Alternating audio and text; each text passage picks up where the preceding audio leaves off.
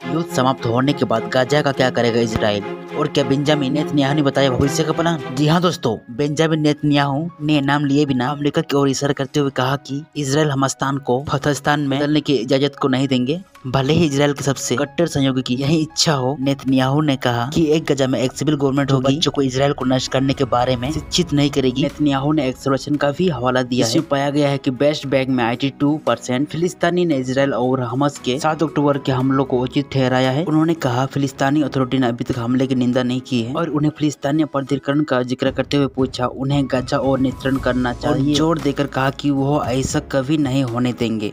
युद्ध के बाद गाजा के लिए उनके दृष्टिकोण के बारे में पूछे जाने पर नेतन्याहू ने कहा कि गाजा पट्टी में सुरक्षा की जिम्मेदारी IDF संभालेंगे, क्योंकि कोई दूसरे है नहीं जो आतंकवाद के खिलाफ लड़ाई सुनिश्चित जारी होंगे। और मैं आपको बता सकता हूँ कि गाजा में ऐसा नागरिक सरकार होगी जो अपने बच्चों को इजराइल सरकार को नष्ट करने के लिए शिक्षित नहीं करेगी। मैं इस पर बहुत स्पष्ट हूँ। और उन्होंने आगे कहा कि यह केवल सैन्य दबाव था जिसने पिछले महीने के संघर्ष विराम में बंधकों की रिहाई सुनिश्चित की, और केवल सैन्य दबाव ही बाकी बंधकों को रिहाई सुनिश्चित करेगा। इसके बिना हमारे पास कुछ भी नहीं है। इजराइल PM ने हमास पर IDF की जीत के बाद इजराइल को उत्तरी सीमा पर राजनीतिक स्थिति पर ध्यान देने की बात कही। बेंजामिन नेतन्याहू ने कहा सबसे पहले उत्तर में हिजबुल्लाह को रोकते हुए हमास पर शानदार जीत की जरूरत है। एक बार जब हमास नष्ट हो जाएगा तो इजराइल उत्तर पर ध्यान केंद्रित करेगा, जहाँ लगभग 1 लाख इजरायली वर्तमान में अपने घरों से विस्थापित है। दोस्तों, आपको क्या लगता है इजराइल की समस्या खत्म होगी? हमें कमेंट सेक्शन में जरूर बताइएगा। Thank you for watching. जय हिंद।